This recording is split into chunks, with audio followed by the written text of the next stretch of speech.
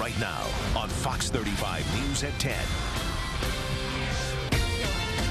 New troubles for Florida State quarterback Jameis Winston. Now he is accused of trying to pay off the woman who accused him of sexual assault. But Winston's lawyer claims it's the other way around. The victim is the one who wanted the payoff.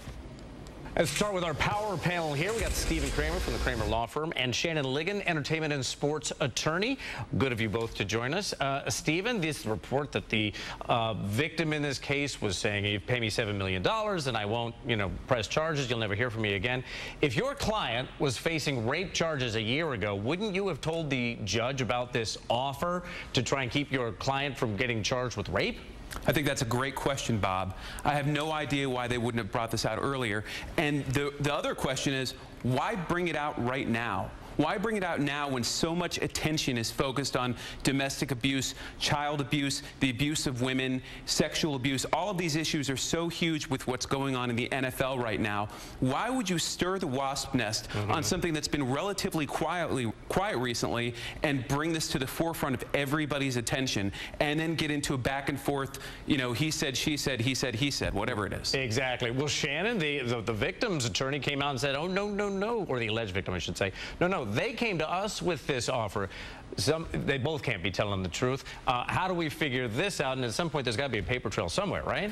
Of course, there has to be a paper trail somewhere. And it concerns me that possibly these attorneys are discussing some settlement negotiations that might have been confidential. Who knows if Jameis did offer something? Maybe it was a nominal value or a nuisance value just to make it go away. But to the tune of $7 million, where would Jameis or any student athlete possibly get that amount of money to wash this matter away? It's important that these athletes be able to focus on school and back to the games. Does an attorney do this? If they sniff that something's coming down the pike, maybe charges coming down in this, do they try to get out in front of it and put out a press release or let a rumor go out that they were offering $7 million if we stayed quiet about it last year? You know what I mean? Like maybe Winston's attorney is trying to get out ahead of something? Oh, definitely. You know, any publicity around this where they can diffuse the situation, maybe somehow show to the potential judge or jury or whoever's going to take forth with this claim that this victim might not be as credible as we think she is. All of this plays into their hands and how they will spin this from the PR and media standpoint. And they go back, real quick, Shannon, they do go back to the criminal investigation and they use that going forward in this, don't they? Yeah, okay. Yes, and it's important to note in this matter, the assistant state attorney chose not to file charges initially after Tallahassee Police's investigation. So there are some holes with this. Stephen, I got to ask you one last thing. There was a word that used by Winston's attorney that I just don't understand. We'll cooperate with the investigation, but we don't want to get involved in any kind of a honey trap. What's a honey trap?